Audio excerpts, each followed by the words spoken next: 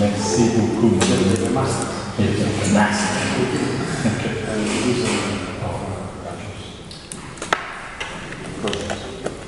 So I should erase what it's got. Okay.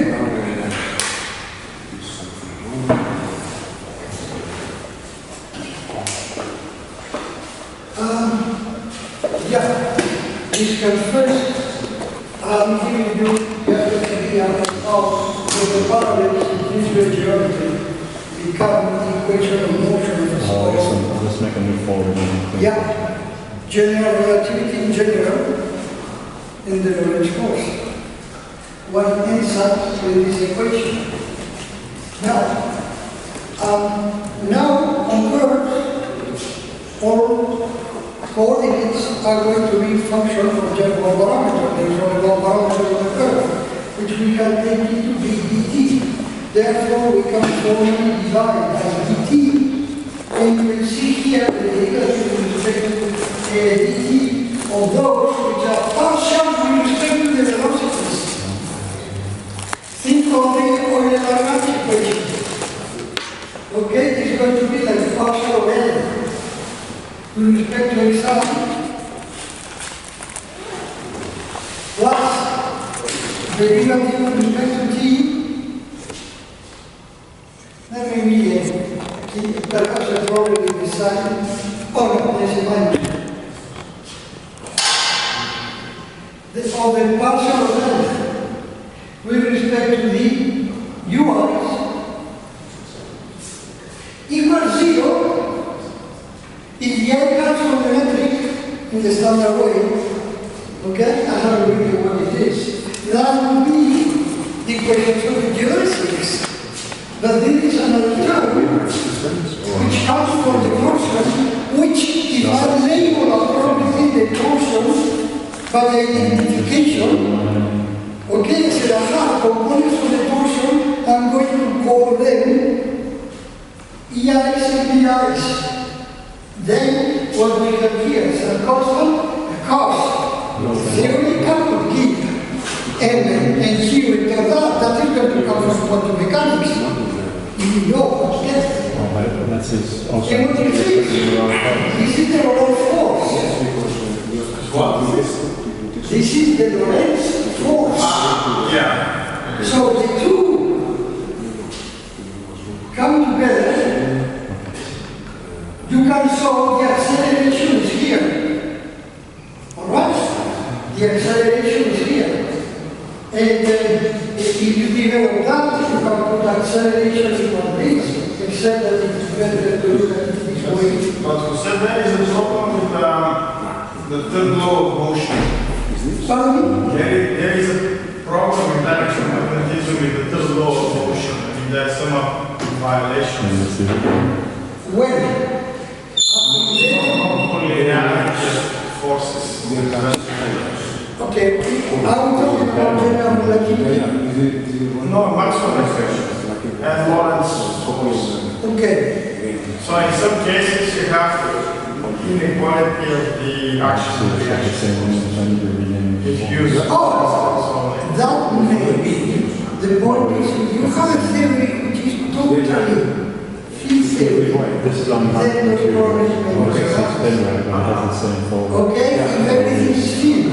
Because one thing, then you go to particles, originally in this, everything is field theory. And then you have to have mechanisms to particles, or else you assume, okay, this is a particle.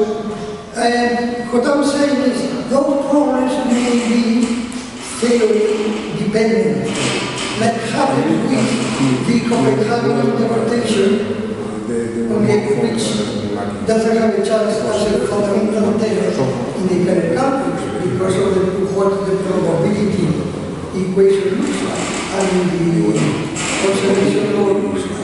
It cannot be a probability amplitude because it comes from both sides. So, this is a big thing.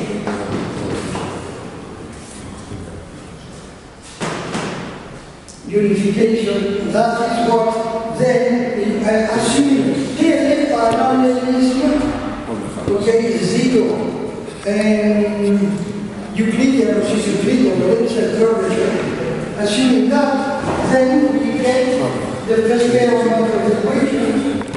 This justifies, we take the identity, the first terms, and we can already identify Cheers. Didn't delete the bad folder, so we replaced everything.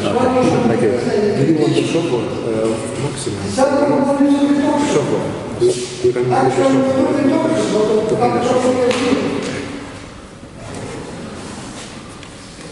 okay?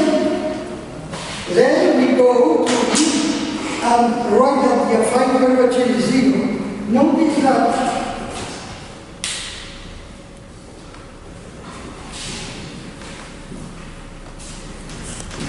I assume you know the identities, and some of you will not know when you are too young, but in any case, in due time you will know when you remember. For several like this, check it. Or ask him, okay? Ask him how it was to proceed. Okay? He's giving us snake oil. Snake oil, you know what it means. In English one says snake. Snake is serpiente. Aceite de serpiente. I mean, the charlatan says the snake oil and the here from that serpiente. Okay. Totally going to say that. Totally going to get this equation. Later you work with that.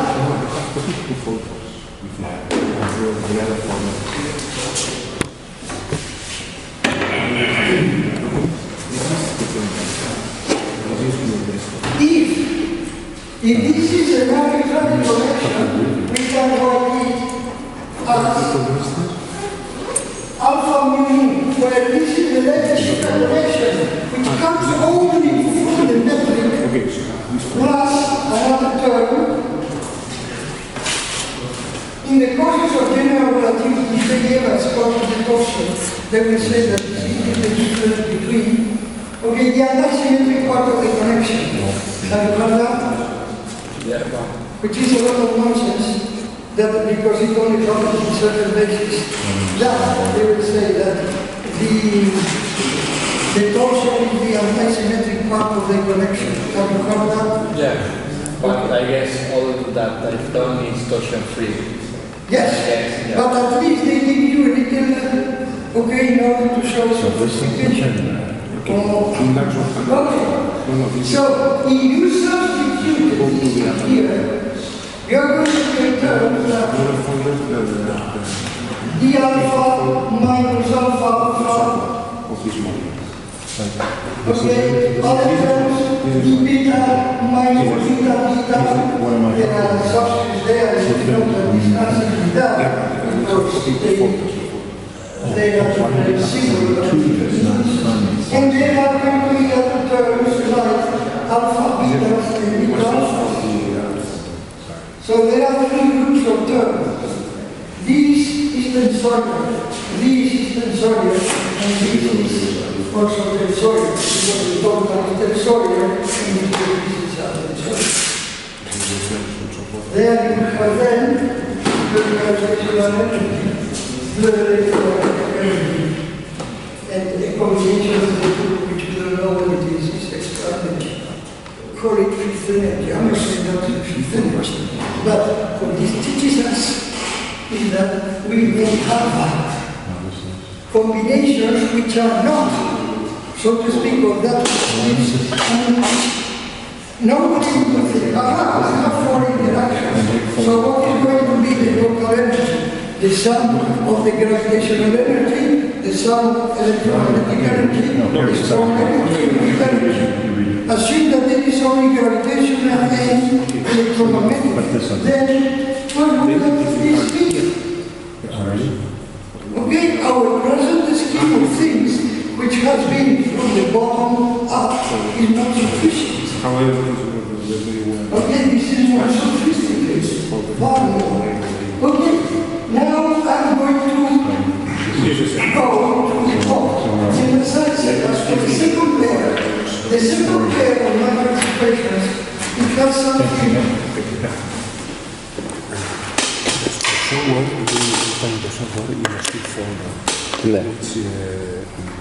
It has the title Ribot, before Ribot or something like this.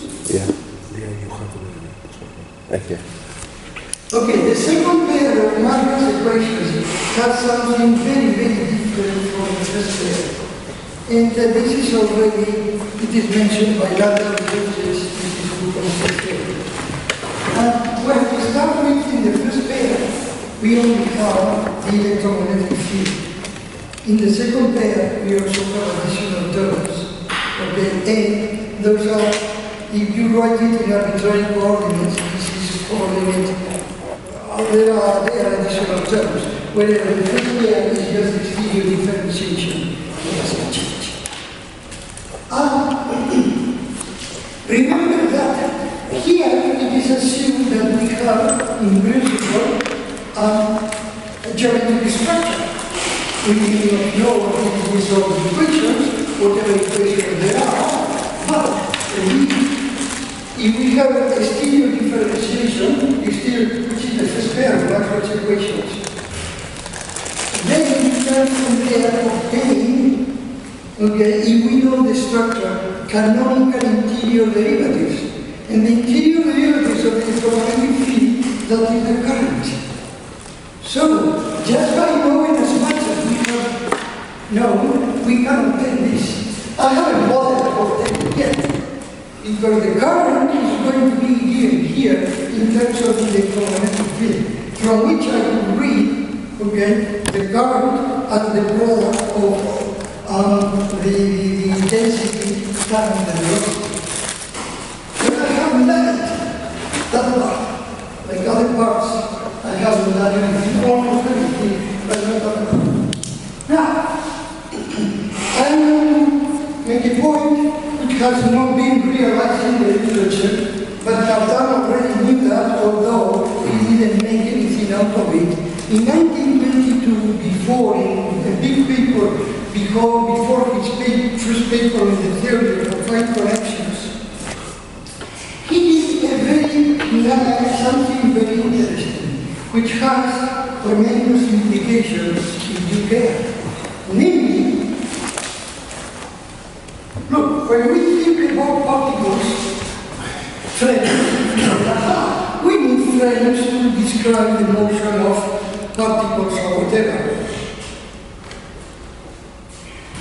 So, it looks, in principle, the frames are there as if to support our study of particles and fields by referring them to some reference frame. Well, what happens is that what is primary has become secondary. Primary should be the particles, secondary the fields.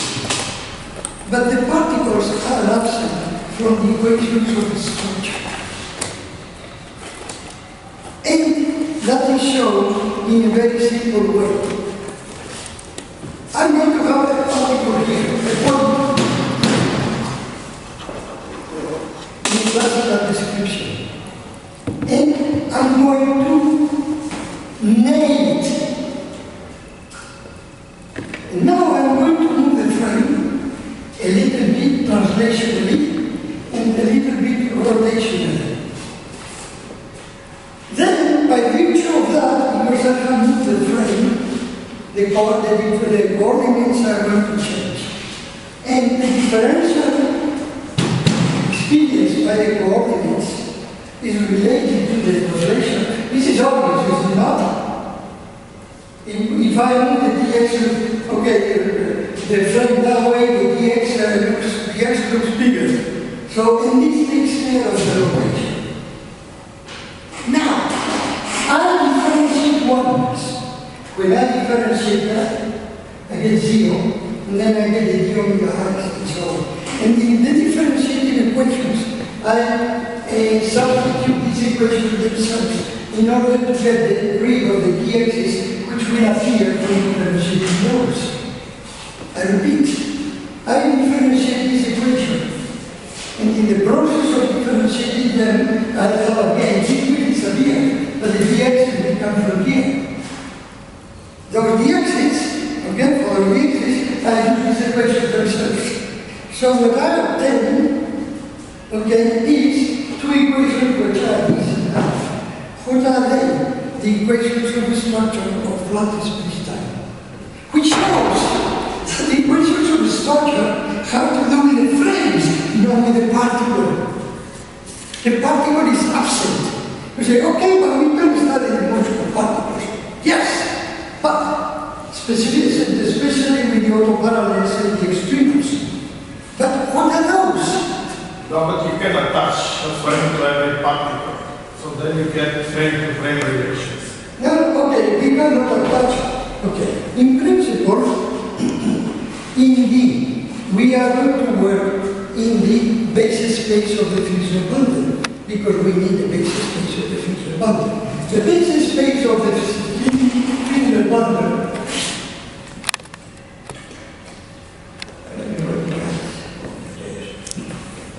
has certain coordinates. What is a curve? This is a seven-dimensional manifold. If we were only in space-time, I need to keep three equations so that everything reduces, instead of having four independent dx minus. If I give three equations, there is only one independent, and this is why we can convert the differential equations to partial derivatives. Okay? This, a four-dimensional manifold will be described by four differential forms. If you give three relations between the differentials, only one is independent. That says that will become a curve. Okay? Now, what happens here? The curves in this animal have to be related to the curve we want in TXI. We have to add three additional, okay, we will have the first three equations which will state that. And the equation of the curve we are looking for are autoparallels, or lines of constant direction, or that they are extremals. Those are different concepts when the connection is not a Levy-Civita connection. Okay? So, that takes care, whether they are autoparallels or extremals or something else, that takes care of three relations. With that, we reduce seven independent differential forms, which would be the dt, the dxi's, and the dv's. That reduces the number of equations from 7 to 4. But we need something else. We need to state that these curves here will represent something here.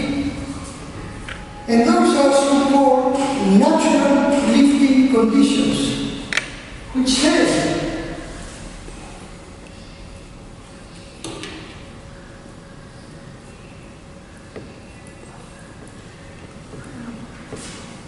if all the differentials are going to be multiples of just one, and we choose that one to be dt, we can formally divide by dt, and that is going to mean that now the di's have become velocities. They weren't before.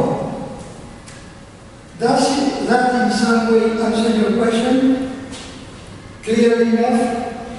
Well, you think about it. So, part of this game is to use these natural drifting conditions when we want to have curve here, which means something here. Alright. Why am I writing all this? Where am I going? What was next? Was I responding to Basically, you parameterize the phase space. Pardon? Basically, you parameterize the phase space. You treat V as velocities and that gives you the phase space. Yeah. Okay. Yeah, I wanted to give an idea, okay, about how the curves can fall. But the point was, if I take, okay, if say I take your space and your physics and your mathematics in space-time, and I view it from the perspective of the frame bundle, there it is. But it is more, and I don't remember what I was going to say. Okay. Now we have a basic space which is 7-dimensional. But the vectors that I am using, tangent vectors, are simply the E0 and the EIs. Because in the process, if I have a construction here, it goes in geometry through the tangent vectors, but the tangent vectors are 7-dimensional. Okay? And in order to establish, to move those frames from here to there, not to take all the frames that are there, with their features, they are far too many, but they have just an exact number, like in here. In to establish an isomorphism between those reduced vectors and reduced bases made of reduced tangent vectors, in order to establish an isomorphism, one has to establish an isomorphism with certain reduced bases of these with those bases there. Okay, so we have reduced bases. The reduced bases now are isomorphic to the bases there, therefore are of this type. Okay, but the basis space, call it phase space, or space of element, or boundary of directions as a topological space, or whatever. The basis space is 7-dimensional, and this is 4-dimensional. It's a little bit odd. And in addition, as I said, okay, the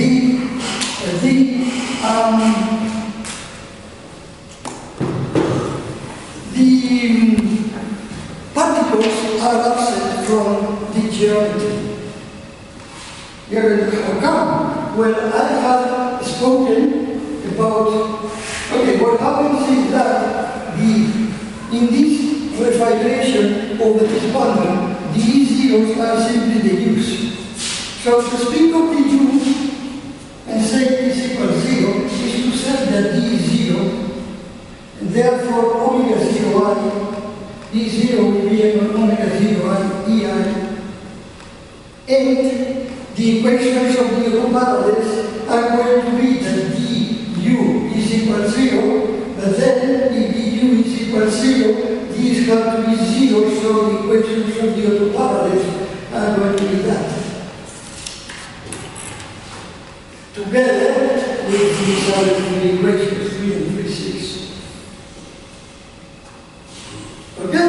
The equations of these three must be those three plus, okay, the ds, the variation, say, of the metric is going to be minimized, or at least made stationary.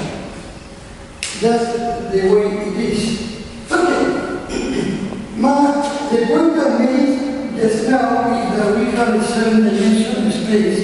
Here, those are 4-dimensional, that reduced tangent vectors. There is some kind of inconsistency. Well, not inconsistency. You can live with that. But even better. Oh, and then And remember what we said, that this is only the theory of moving frames. We can do better. Which, since the additional coordinates here are the three velocities, the three components of the velocities, think of the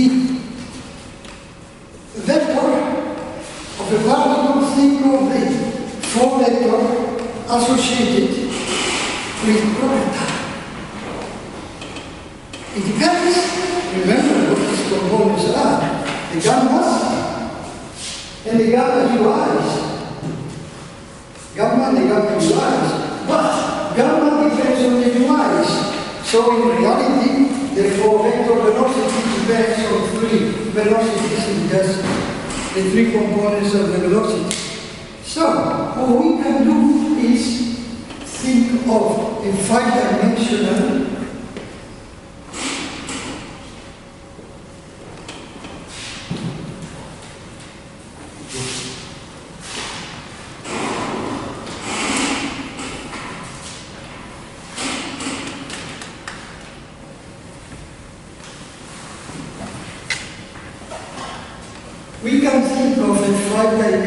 space constituted by, spanned by E0, the ions,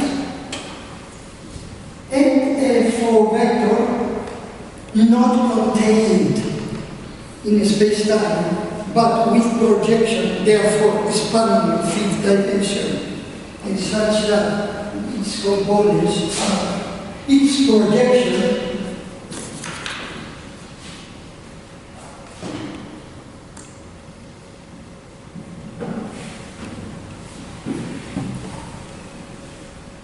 So we have a five-dimensional space, okay, and the metric happens to be the same metric. We can introduce the Keller calculus, and we define the dp that way equal dp plus what is the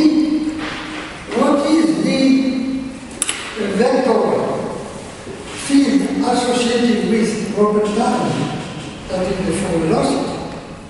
Here it is going to span the fifth dimension, so I'm going to write here proper time, which plays the role of distance, proper time times u, which is part of the fifth dimension. This is not yet the flow velocity. For this to become a flow velocity, you saw it before.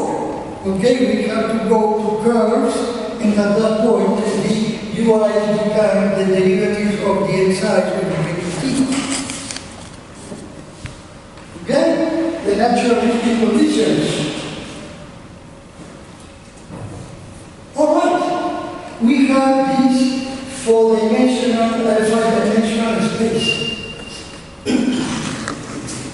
As that is a five-dimensional Caruso-Klein space. But we are not going to make a fifth dimension, okay, go to zero, imagine something other, compactification of additional dimensions. There is no need. When we have three space, there was time there, but we didn't compactify anything at all. This is very natural. Okay? Without compactification, and it is directly related to the tangent bundle. This is not a gauge theory in the sense of frame bundles which are not directly connected with the tangent bundle. That is the essence of, according to say, Donaldson, Fitzgerald, Oppenheimer. Okay, that's the nature of gauge theories.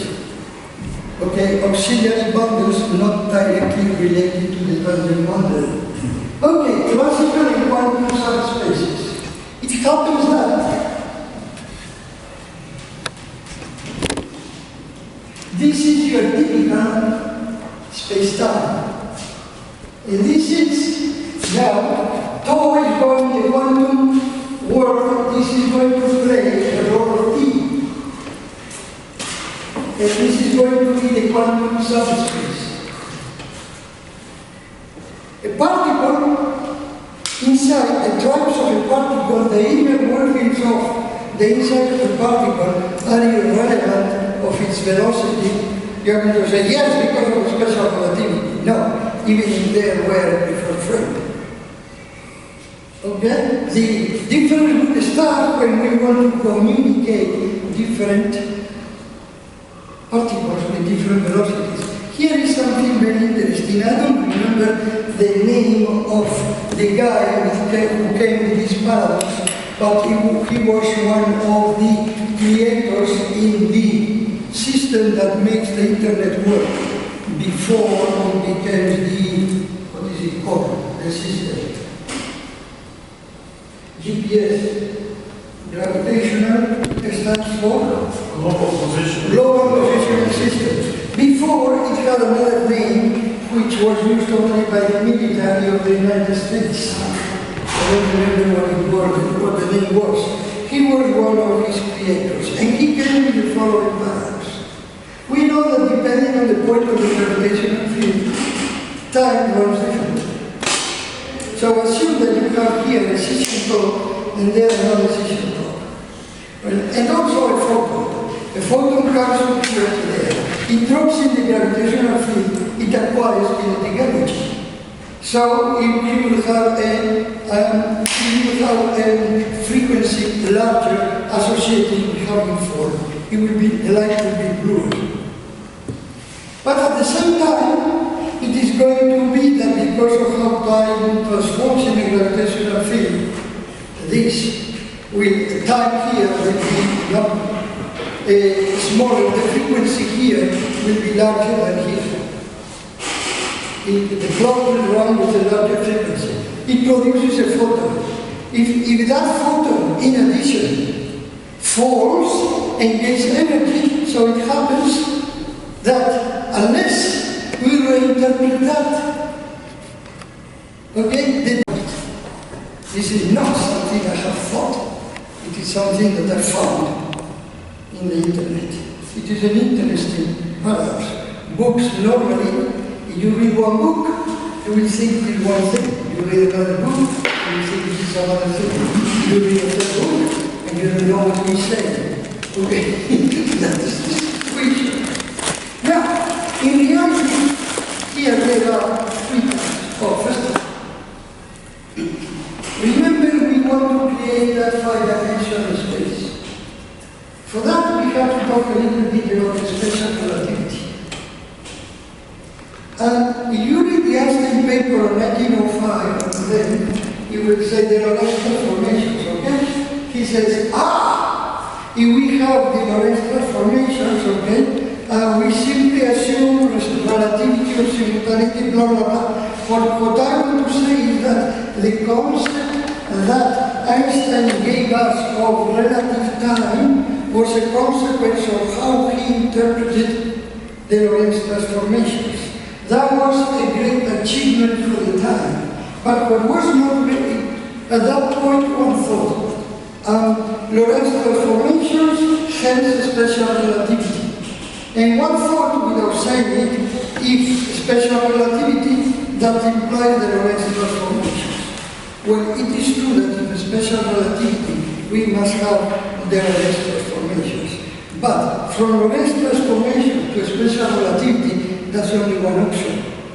There are two other very interesting options. Assume that you have we don't have to go to the inertial frame, a certain frame. Assume I'm moving with respect to that frame. Now, in my moving frames in the train, I'm going to take a metal ball, very polished. I'm going to take a hammer, very polished. I'm going to hit it through the center. And then that is going to fall into another inertial frame. Now, in a special relativity, we say all the systems are equivalent, therefore, down here, in those proportions, that is going to be a Lorentz transformation without rotation. Now, if I have a Lorentz transformation from the rest frame to my train frame, and now I have another Lorentz transformation with a velocity in a different direction, the product of the two is going to be a Lorentz transformation with rotation. so-called solar rotation. Why do I have to assume that? There is there a physical assumption that by doing that, I have a less transformation without rotation.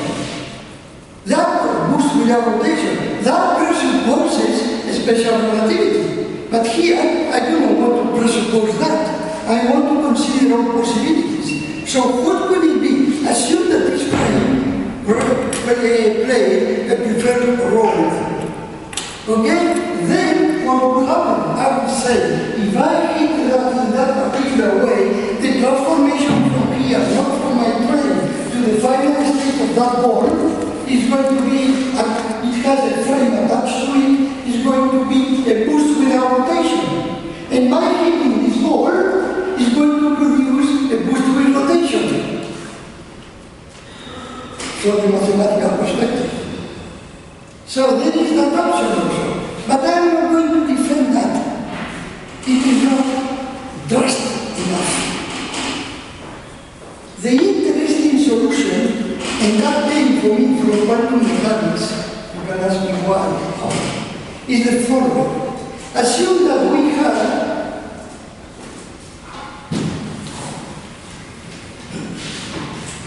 notice that we have reached a certain point up to here. You can say, aha, you gave one more step that you fall in subspace, quantum subspace, and all that comes together. But I'm already discussing quantum mechanics. Okay? The point is that my understanding of quantum mechanics thanks to Keller is going to bring back the issue of fundamental of the beginning of the previous century. Has to do with time.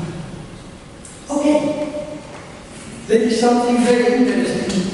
Assume we have this system.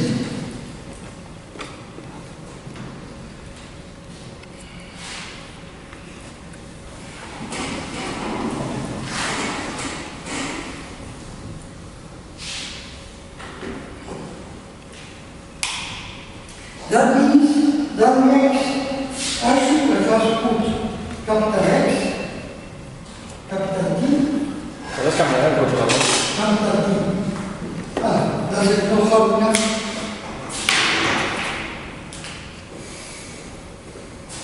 X prime, gamma, X minus B, T. I write the prime small. Simply, or I write simply as X. I reserve capitals to a different frame.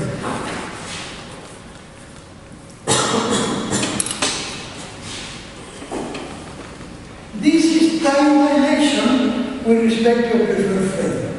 You're going to say, but that doesn't work. Well, it works. You know what happens?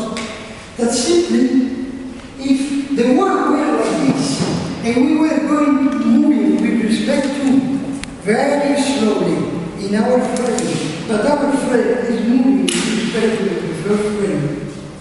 A slow transport doesn't achieve what it, in special relativity, a slow transport is equivalent to Einstein's synchronization. In this world, a slow transport. Slow transport, okay, it means that you are moving your clock. You will have a clock here. You are going to take an identical clock. You want to synchronize with clocks at, say, over here. So I'm going to take two identical clocks. I synchronize them at the place. Okay, and now I move these very slowly. Okay, in order that to a degree of precision, you are not going to be, okay, you are going to be practically at the limit, which is to take an infinite time to move from here to there. That achieves, in special relativity, that achieves Einstein's synchronization, which is consistent with the invariance of the velocity of the speed of light.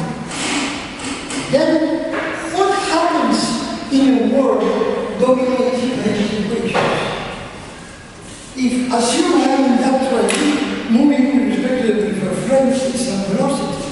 And I'm going to move within the train, I'm going to synchronize a clock at the front of the train with the clock at the bottom end of the train.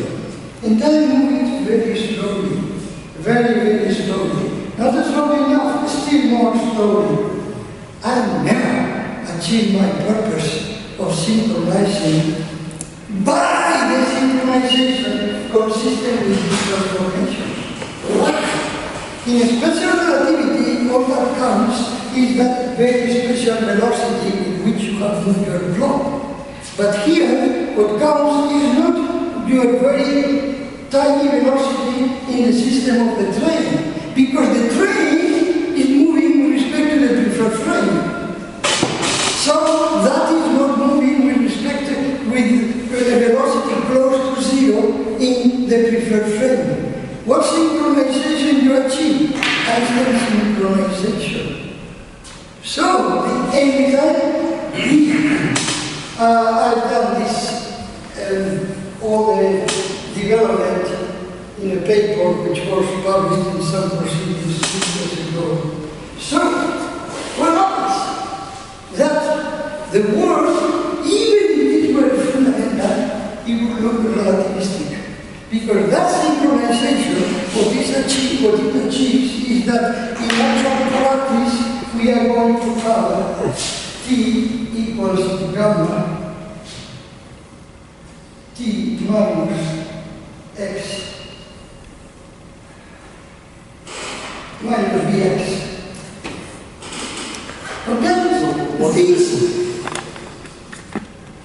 Okay, the other is transformation. Except that since I started with this frame, for the moment I'm continuing with the same frame.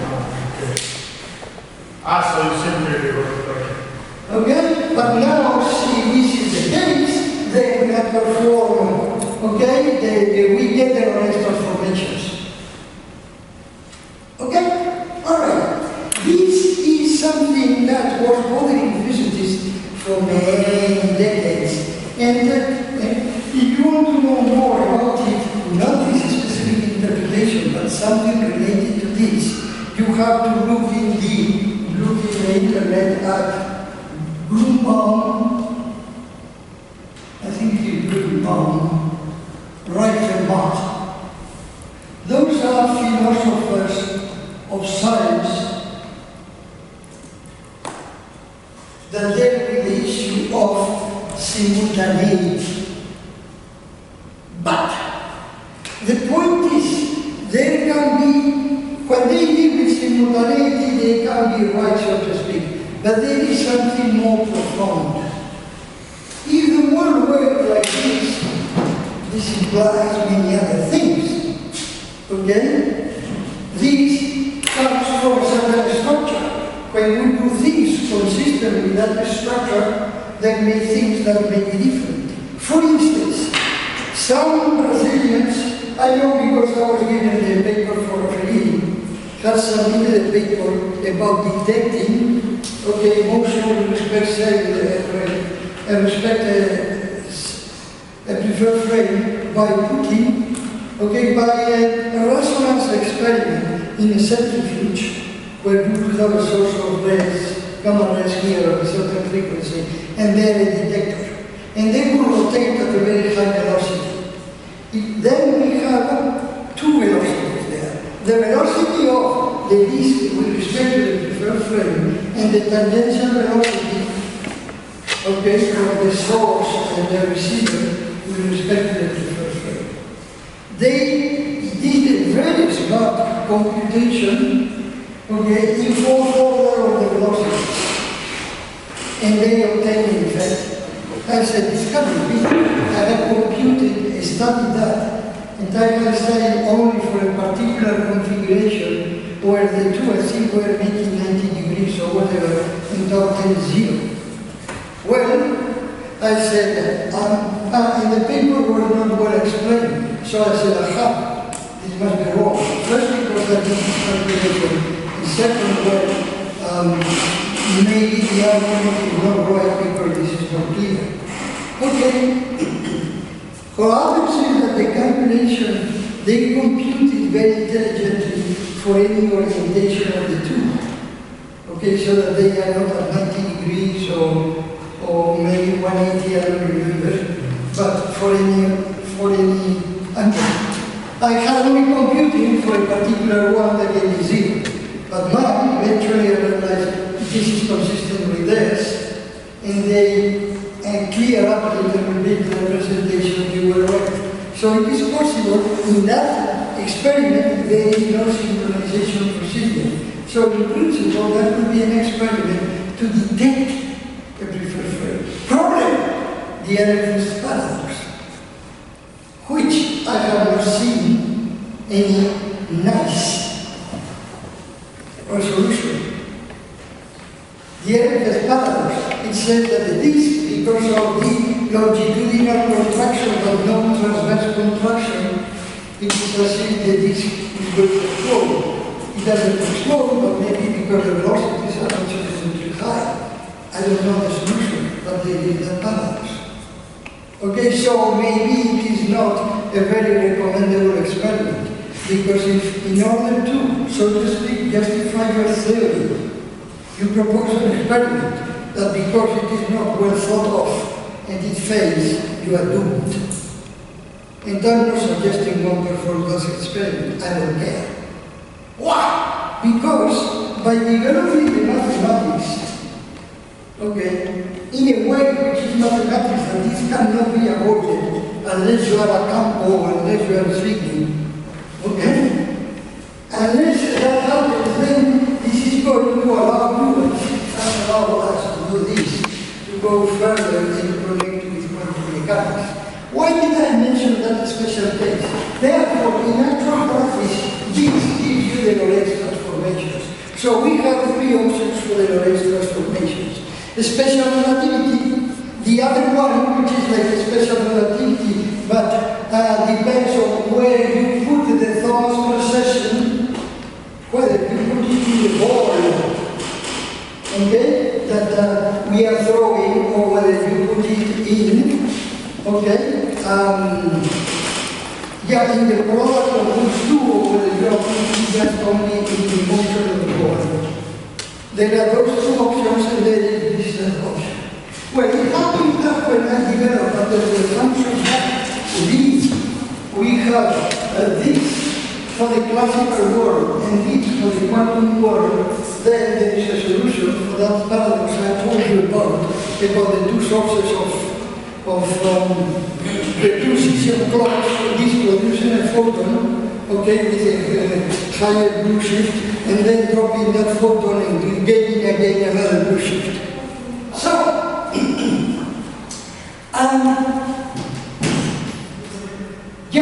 classical and quantum subspaces. So, developing then this new feature, it happens that this has preference over the special relativity ones.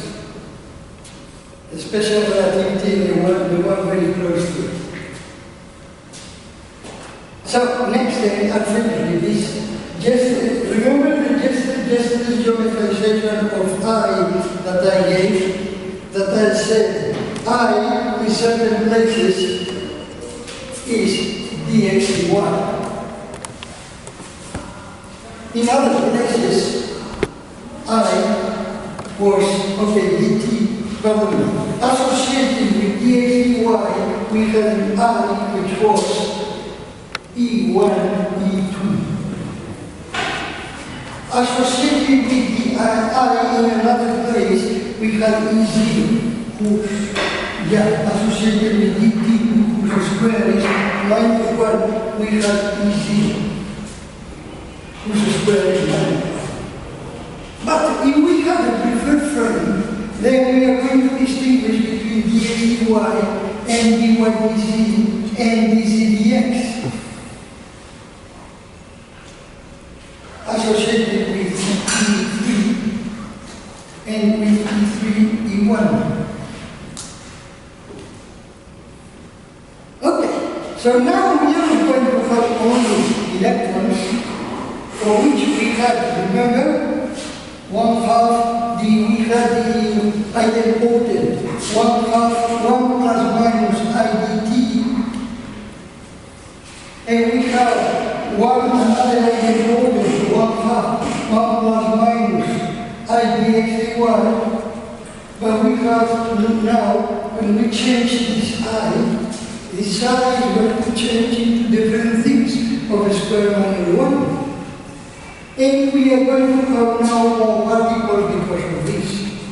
As soon as... That's not used for algebra. I mean, you have different... Sorry? This is not a use in Clifford algebra. You have my vectors with square to minus 1, you have the two... No, wait.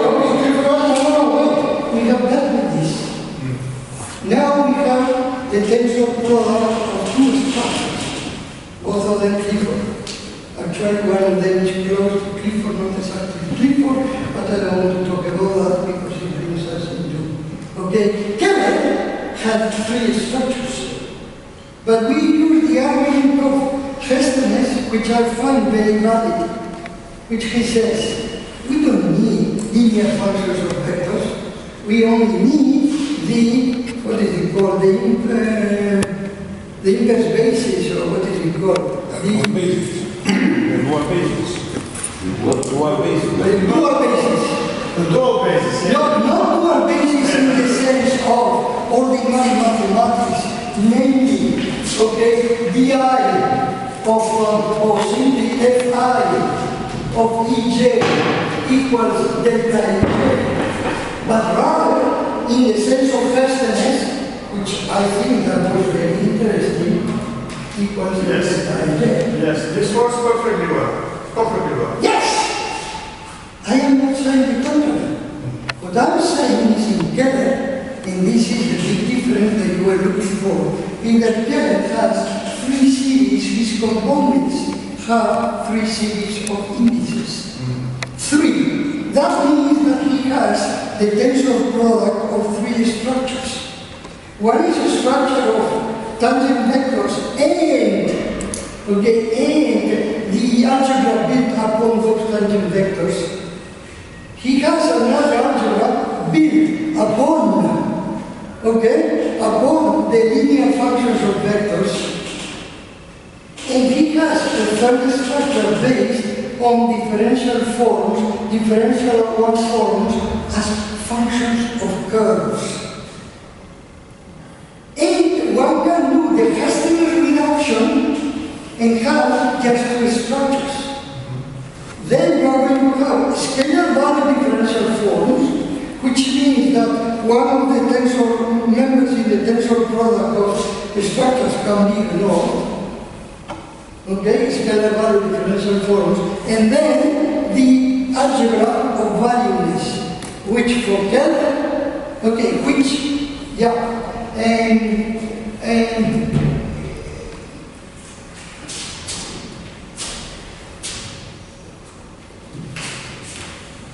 I don't think that this is the case in geometric calculus. You always differentiate with regard to coordinate, but then you multiply to the dual basis. So then you can enter with arbitrary structure. I'll give you an example of the 3 different elements of grade 1. In the 3 algebras. But first in Keller, we would have, unfortunately, he doesn't give the basis. But in Keller, the elements of the basis would be, say, common or the excites we would prefer. There would be DEIs and DFIs. So what does Festernes do? First of all, what do other mathematicians do? Like Zbigniew and like Campbell, they are there. Okay? They can distinguish between fields of those and differential forms. I said fields of those because these are at a point. Because different tangent vectors at different points in general they are different. So the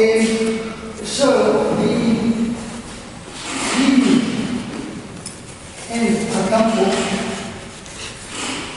okay, they will have omega i's and ei's, and they don't even know.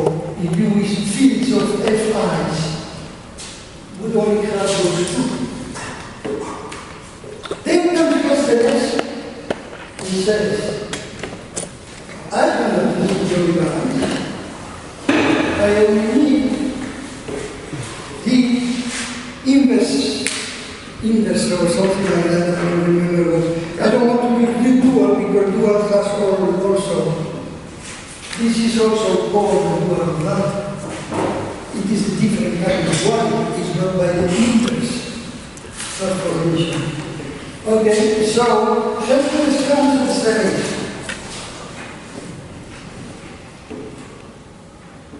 and I say, Castells is so in the same algebra. We are in the same algebra. And I agree with that when not for the fact that I don't like this step, the first step. Once the first step has been taken and in modern mathematics, he is going to do that. Okay? But that's the problem. I like compound is something like this because the curvature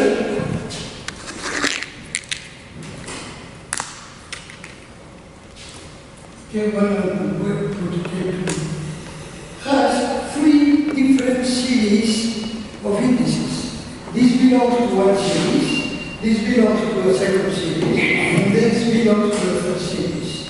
When you have a metric, then you can do the decimal split. And without saying it, Cartan already did that. Without saying it, and he said that the curvature is by say lower that, say we can lower this. Once you have done that identification, you put them upstairs in order to make it more clear. Differential two form. So, Cartan was already doing the Castells trick, okay? But from here, not from there. Now I'm going to give you an example, okay, of something where the three disappear. Yes? You're puzzled. You want to have something where the three indices appear? The three types of indices? Yeah. What actually Castells does in the program is that they assume always that we have orthonormal frame. If you have orthonormal frame, you can always invert it. So it's very logical. Okay, except that these two animals, this, and that this animal in the field of those are very different animals. Because for you it is easy to understand, it is not so easy for a camp because you are going to have EI, EJ. Yes, so you can differentiate that. Right! And then you get the omega ij plus omega ji, okay, equals 0. Yeah. Okay, so the EI depends on the connection in this particular way. Right? So the differentiation of the EI depends on the connection, true or not? Because the EI it depends on the orthogonality condition, so that's fine. More than that, it is true that given a particular connection, okay, it looks different in one system orthogonal and not orthogonal. To name an example, but it depends on more that for a given frame, okay, for a given frame, it could be different. It is not determined canonically by the metric. You can choose it independently. That's it. No. So the differentiation of EI is going to depend on the connection. The differentiation of omega I doesn't depend on the connection. It only depends on the stereo derivatives, on anti-symmetries in the partial difference. So that is the big difference. It doesn't make much of a difference if the connection is the canonical connection of the metric, which is the Levi-Civita connection. But in general, it makes a whole lot of difference. Only that we haven't got there because we are still working with the Kernel calculus at a relatively low level. Okay, so what happens? Suppose that I have 2 points nearby. I have a tangent field over here, tangent vector field, and another tangent vector field. If I want to compare vectors, tangent vectors, that depends on what connection I put, what rule I choose to compare vectors at a distance. Okay? So, the mathematicians like Spinner and Acampo, they, okay, are going to ignore the connection when they deal with the algebras. They are going to ignore the connection.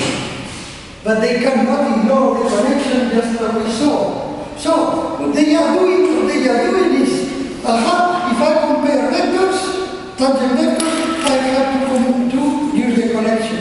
But when I compare linear functions of those vectors, I can throw the connection, okay, out the door. Doesn't make sense. So I owe you, just because they have found in topology some way to, so to speak, okay, do things without reference to friends and so on. But then already I'm not going to start the discussion with him, with a campo, simply I'll take his paper and look at the details and say, aha, here is where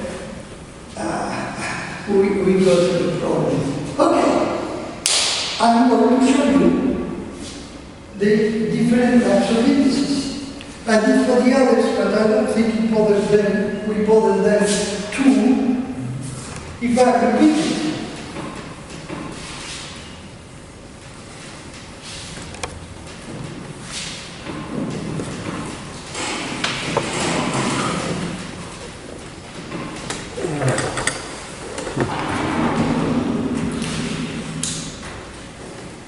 I have a vector field.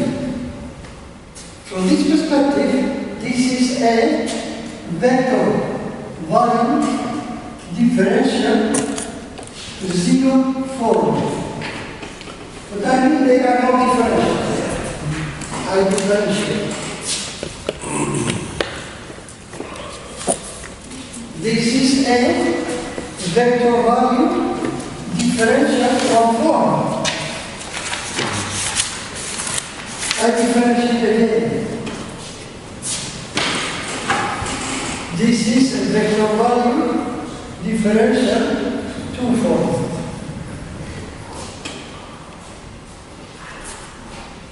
Are we okay? Let me not forget to give you the key. So right, the key. Okay. Now, if let me take the EI. That's a vector value from 0 form. I differentiate twice, and what do I get? EI equals J equal omega. Okay, let me do it.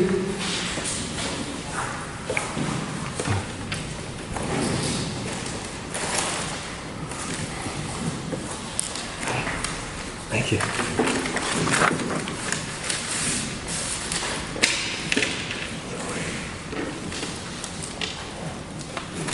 Okay, the index space constructed, the index J is constructed only the index I survives. Alright? This is R. That's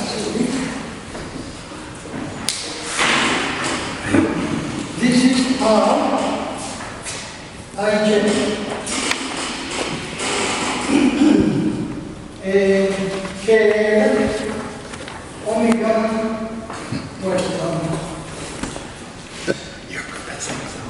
this is something of this sort. The index size of rise. This is the index J, and we have omega k here, omega n. And there is something, yeah. And if I have dv, what we get is vi ddv. We get vi r I k l e j omega k omega n. But this is not the basic. We define curvature as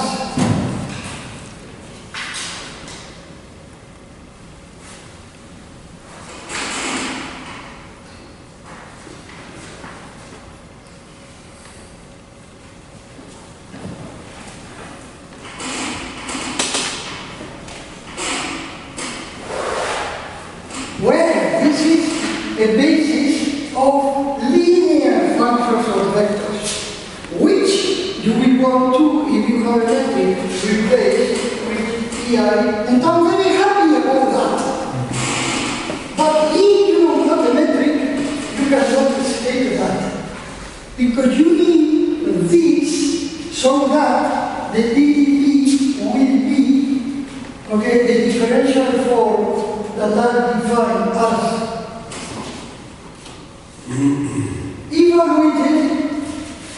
evaluated on one vector on the vector B. And that's it. Because then the delta I acting on the Vj is going to give you delta Ij, and you are going to get this. So there are three types of indices here. The original. This is the original for the vector field. These are the differential forms because I have different class. And this is for the linear function vectors so that I can define these animals which will evaluate on B and will be called the DDB. Because this is a vector value differential two form, but this is a two tensor value of one tensor differential two form. Which evaluating, okay, on a vector field is going to give me a vector value differential form, which is DDB. Have I made it clear?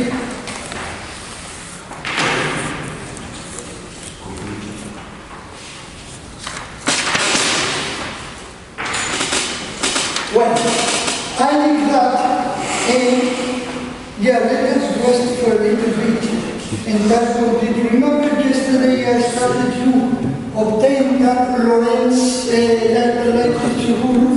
I was very tired, I was doing making a mess.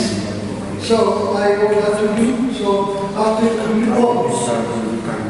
So, with yesterday's geometrization, the fact that I'll finish with this because some of you are very interested in particle physics. So for those of you interested in particle physics, how can the secret, I started to give you a little bit of a secret that I can use just one an idea, a simple one, I mean, giving by just an idempotent, okay? And then I gave you the product of idempotence, and by replacing the unit imaginary as a factor of dx dy, by replacing it by a vector value, okay, then it became geometrized, and then I could have E1, E2, E2, E3, and E3, E1. And also E0, which is square square also is value 1. And that is going to be rise to will be equivalent to the ABC. Of course, it's not simple, there is a lot of detail. That will be for some other time. But that is for SU2. For SU3, for others, is that now, okay, knowing lines Barbie okay, I can expand, okay, I dx dy does not commute with I dy dz.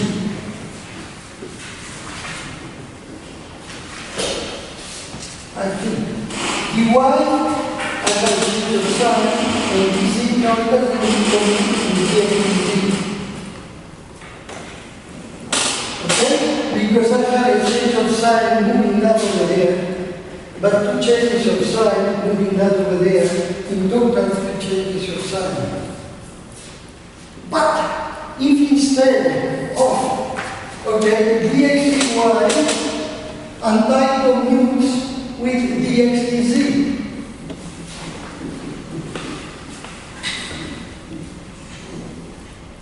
but if the I commutes with the I, but if here I put E1, E2, and here I put E2, E3, E1, E3,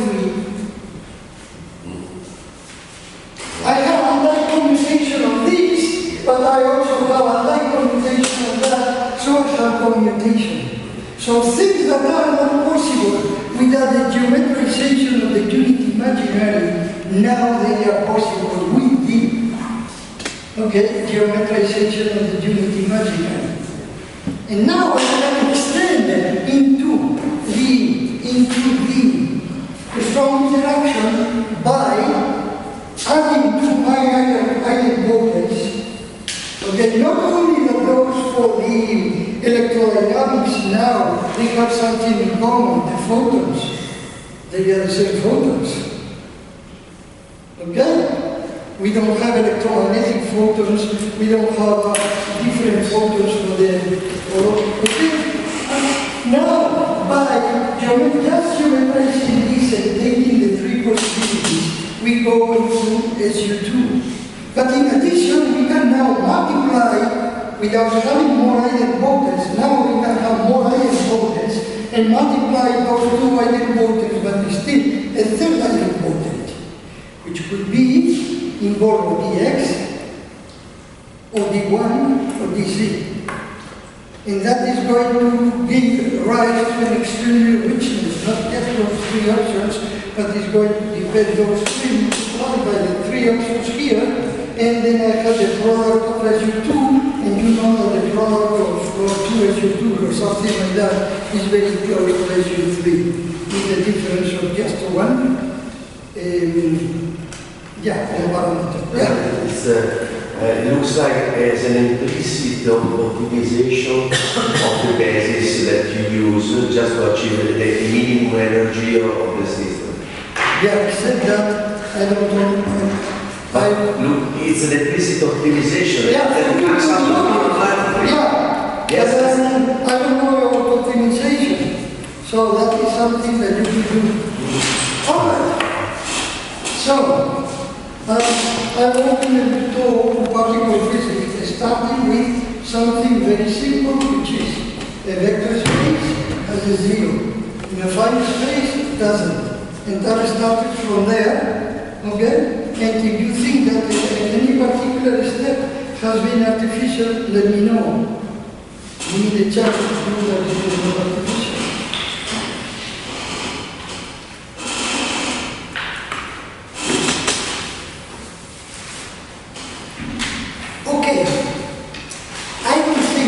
I'm going to go formally more chemical.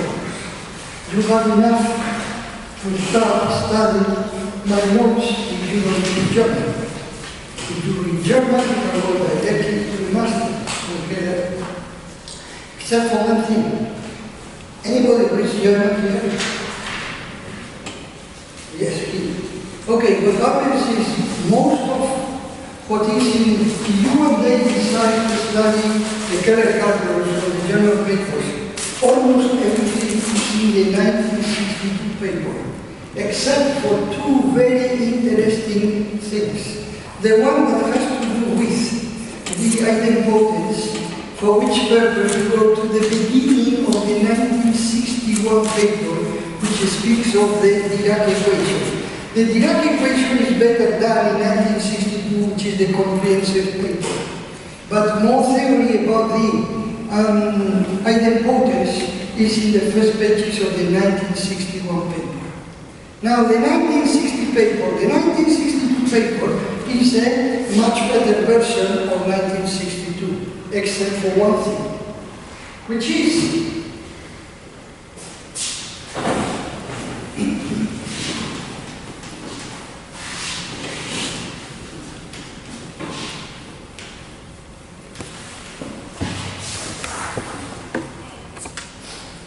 Lie derivatives. You go to the concept of Lie derivative, and it says about something, I don't know, the change or the commutator of a vector field along the direction of some other vector field. For me, it is just don't like that language. So it was very, very relevant that Keller in 1961 proposed this problem. I have a differential family. Is this the good one? Maybe not.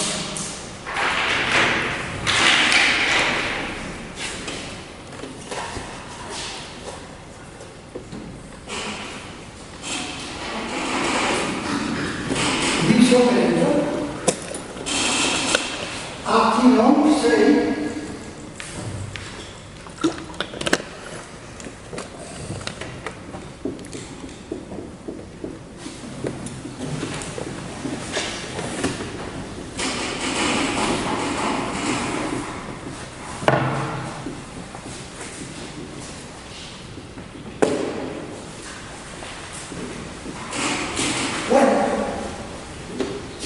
these are partial derivatives, a sum over partial derivatives.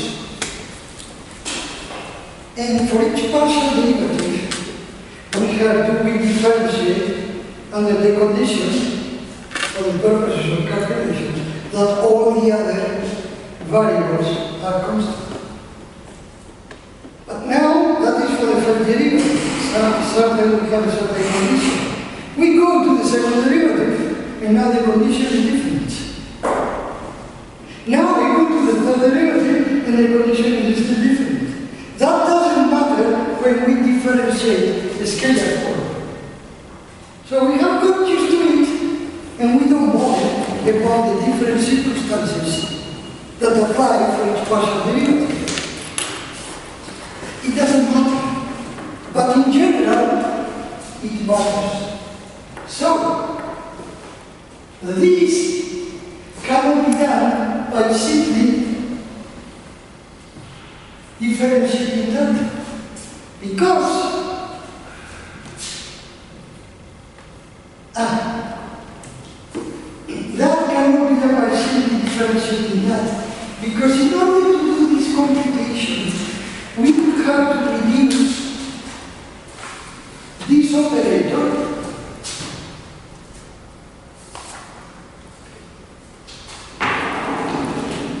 to take the form of just one partial derivative.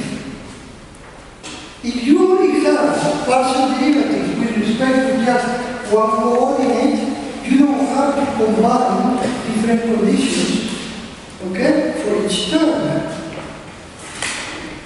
So the secret is to convert this angular into something like this. For angular momentum, okay, our problem is very easy, because instead of going from here to there, which is not trivial in general, okay, we know that this is something like xi, x dy minus y dx divided given property x squared and y squared. So we know, in this case, this is, okay, but in general, this is not going to be the azimuthal coordinate, okay? But if this were the azimuthal coordinate, I know how to go from here to there.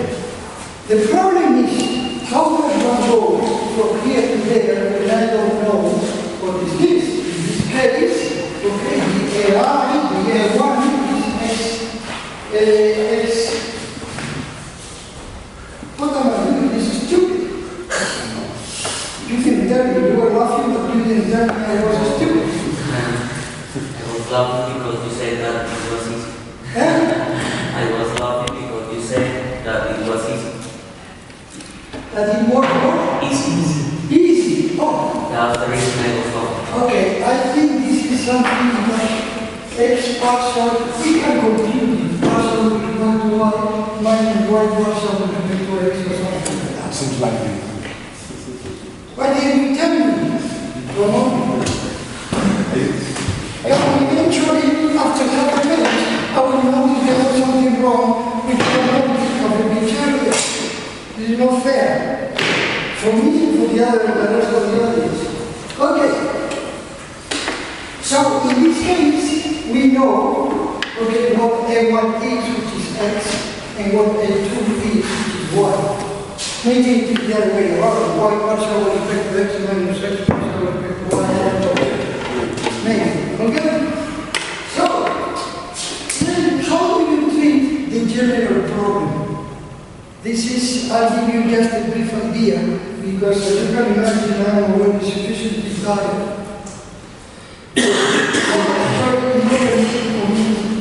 Mistakes and problems because I did in more detail than in the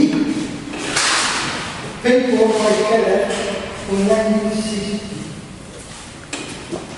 It is something very ingenious. He saw, he created the following. He created a coordinate system. Okay? A new coordinate system in which in the new coordinate system, this will reduce to just one partial derivative. So the problem of incompatibility of the conditions for the different partial derivatives is not going to exist. So, you know, And this is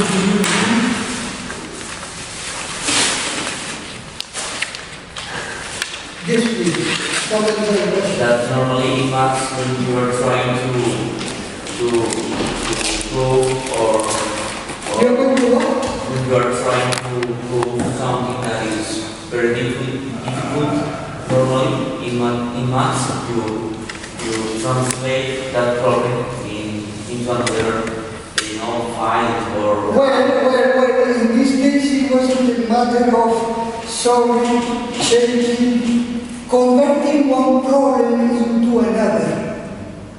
Okay, into another which doesn't present the difficulty, okay, that doesn't present, so to speak, the incompatibility of the first problem. Okay. This is not here, but yeah, I need some notes there in more detail. I want to know because it is a little bit cryptic in the original.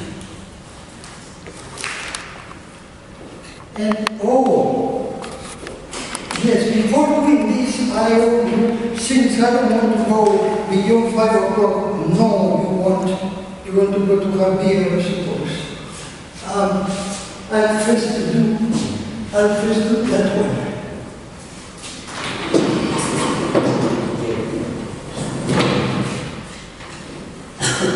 Remember, yesterday I wanted to obtain the kernel derivative of a kernel product. Okay? And this is the definition of the kernel derivative. Okay? And we know as a matter of definition, okay, that when we call the covariant, what he calls the covariant derivative, satisfies the line without any equal sign. So this is this plus that. Okay, that step is very simple. Now, in order to get to a scalar derivative so that this will look something along the lines of scalar derivative of u, and then scalar derivative of v, okay, we have those two next to each other, as here, and not here. We have to move this past that. That's the problem. Of course, one can go in other directions, but then one gets things more complicated if you don't hit the right direction immediately. So in order to do this, okay, I want to move them this past that, moving this to the right of the u.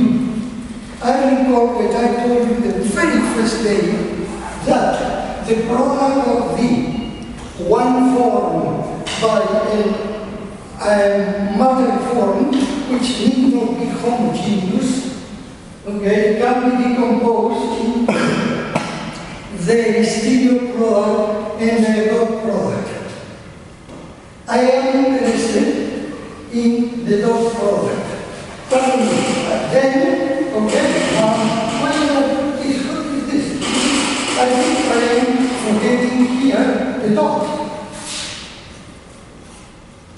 Correct me if I'm wrong. Don't tell me in half an hour that I did something wrong.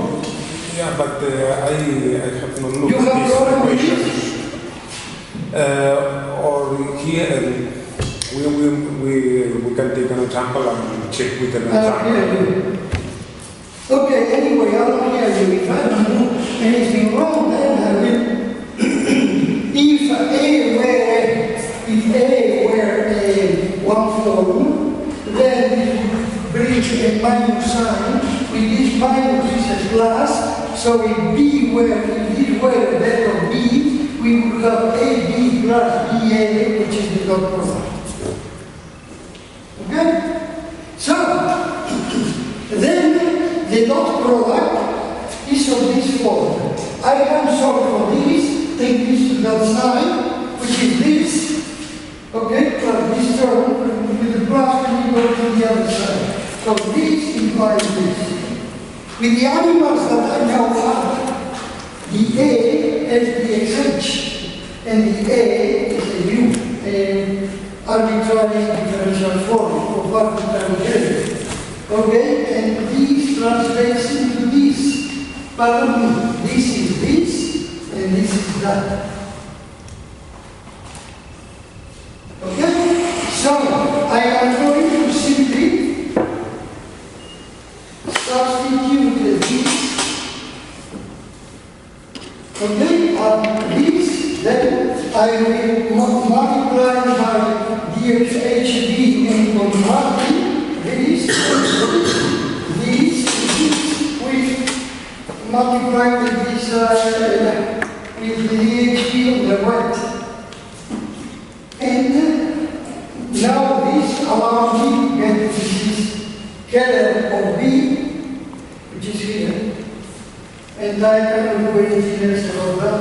Therefore, this is the Leibniz rule for the scalar derivative of a scalar product. So that is the proof that I owe you from yesterday. When you feel confident, okay, and show that this is twice the negative of that. In which case you only have to draw this and should get a minus sign. That is forming I wasn't able to do it immediately before. Okay. Finally, so I have through with that, I said I was going to tell you something about that. And with that we shall finish. You will go away, I guess you are. Here, very hard.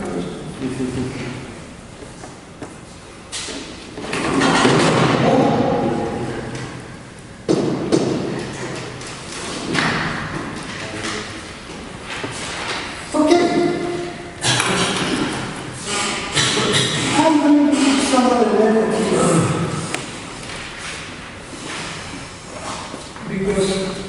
A sub ln P,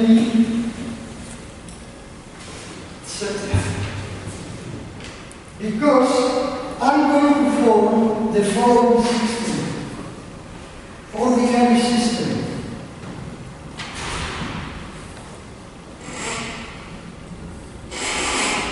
What is this alpha? This is the A. Let me start with new notation. So I'm going to copy the notation here, otherwise I'm going to become a mess. So I am going to have an operator A, erase,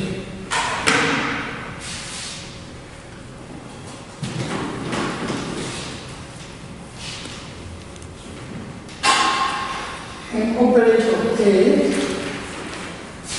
equals alpha superline x1 to xn partial with respect to xi.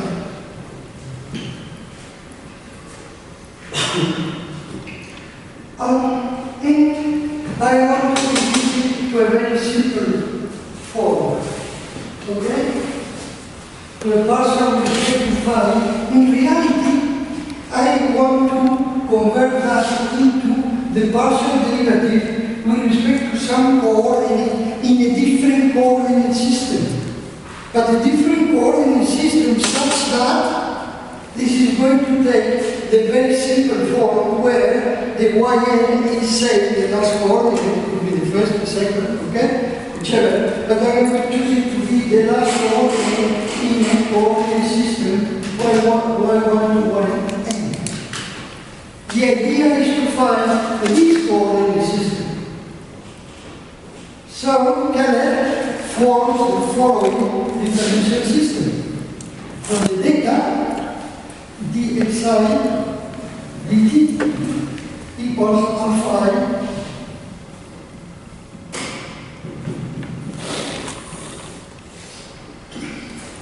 Of course, this defines there will be in a n constants of the motion, so to speak. Since t doesn't appear here, one of the... This is the reciprocal frame. It is a what? This is the reciprocal frame. This is the reciprocal frame. Reciprocal frame. Yeah. Okay. I'm not a good mathematician, you tell me so. Okay. Yeah, this system does not contain time. Hence, one of the constants, integration constant, can be made adding to time. Alright? So, then let's call we call the constants of the motion. Okay, the x's then can be viewed as functions of the C1, Cn minus 1, Cn. And here we can put the cell where I have simply integrated the system and the solutions are functions of n minus 1 constant of the motion and t. Alright? Okay.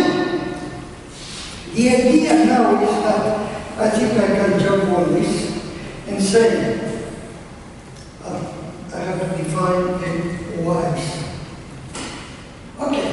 So this is going to be my new y t in there. So the constants of the motion Ci, I wrote this so equals are functions of from x1 to xn. And those capital C's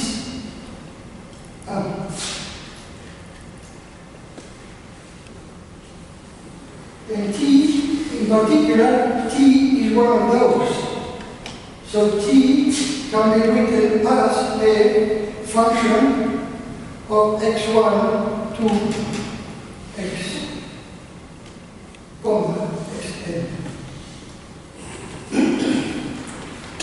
Alright, so I have the dxi. Okay, now this is going to, if I have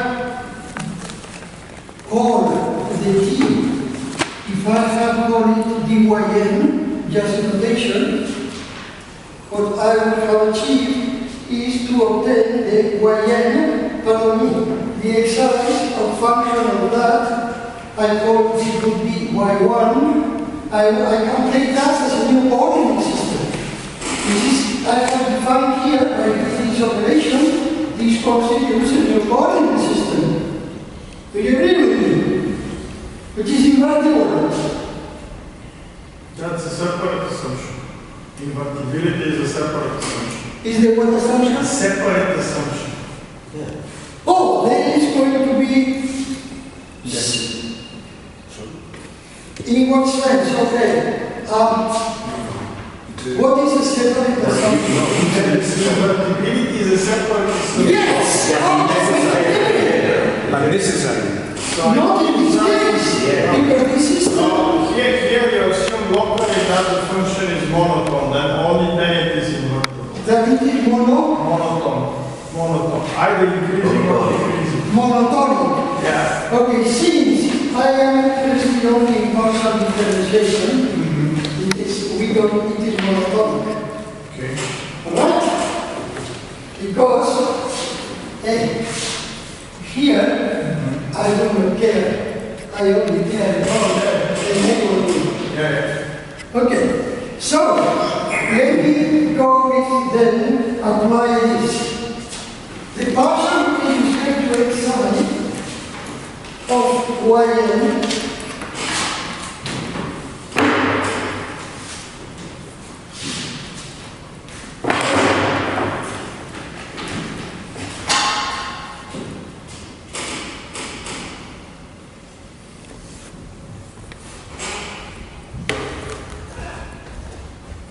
equals the dxi with respect to yn equals the dxi, if I use p, so I can skip this, but in order to solve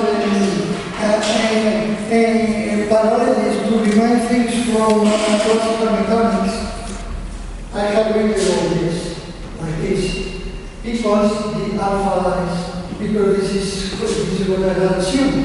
Remember, this is the system of solved. Remember that I have solved this system.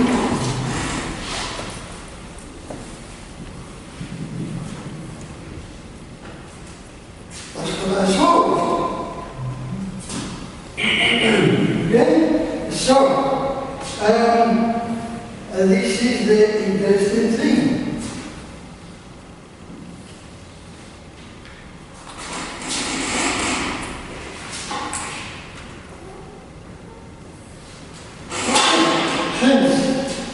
Say I have u, I'm going to do it for the differential one form, and I'll finish with this. This can be generalized very easily. And let u be ai dxi. Okay, so I'm going to apply the operator a to u. ai dxi. So the partial of u with respect to phi equals partial of ai dxi with respect to phi equals partial of ai with respect to phi dxi plus ai partial of dxi with respect to phi. Okay, so if I have here u, and this is a differential form or sum of differential forms or something like that, okay, we have to differentiate, okay, all this operator is partial with respect to phi, or partial with respect to yn, whatever you want to call it, of u. And then in the u there are the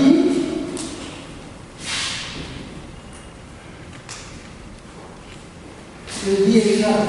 So the idea is to differentiate the dxi with regards to the un, which I have called phi. If you wish, I can call it un. I call it phi because I'm going to use this for the cylindrical coordinates. So this is this term, this is this, plus, okay, here we have, I'll do it separately, then the function of dxi, this is the key step, with respect to un equals the function with respect to un of dxi, but dxi is function of xi with respect to the new coordinate system, which is letter j, dyj. So now, the idea is to exchange, we are in the same, what is this? With respect to the partial with respect to yn of dxi, which is this.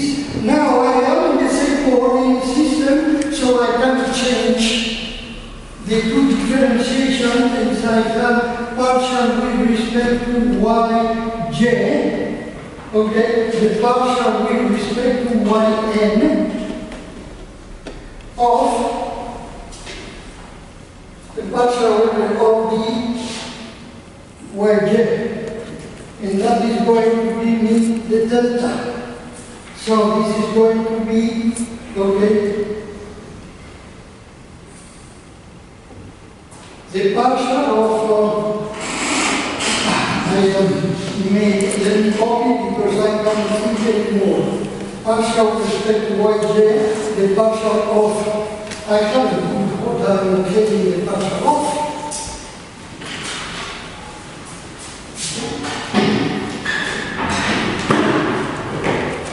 Of xi with respect to yn dxj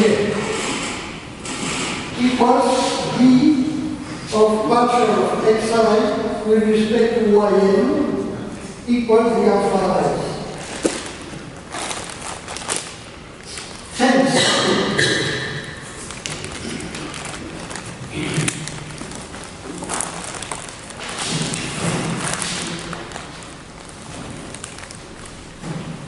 Hence, finally, the partial of u with respect to the yn, which this was, okay, the operator a acting on u equals 1 over p factorial.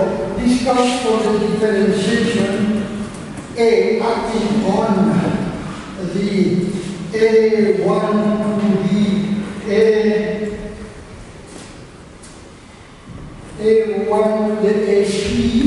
This is the differential for u, which I decided, for example, to do this, but in general it will be, okay, it will be a1 and 2ap. Okay, the coefficient dx1 to dxp. That is the known one, plus the one dx term coming from differentiating the differentials, from obtaining the partial derivatives of the differentials, and that is what will give us the d alpha in ei2, where this ei2 means dxi, okay, and dot u, where dxi would be the gamma ij and dxj. Anyway, the idea is that the partial this operation acting on a differential for u, we have to differentiate not only the coefficients but also the basis. And then that is where there is an additional term. This term is not covariant, this term is not covariant. But you can add something, and this is already in the paper 1960. can add something to this and subtract it to there and obtain the sum of two covariant terms. Covariant meaning in the sense of independent of the coordinate system. Anyway, this, I went very fast over this. I am tired and you are bored. And it's precious for me that you take that into account. That when you have partial derivatives from the differential, you cannot ignore them. Okay? And that is, this is the leading derivative. Okay, this operator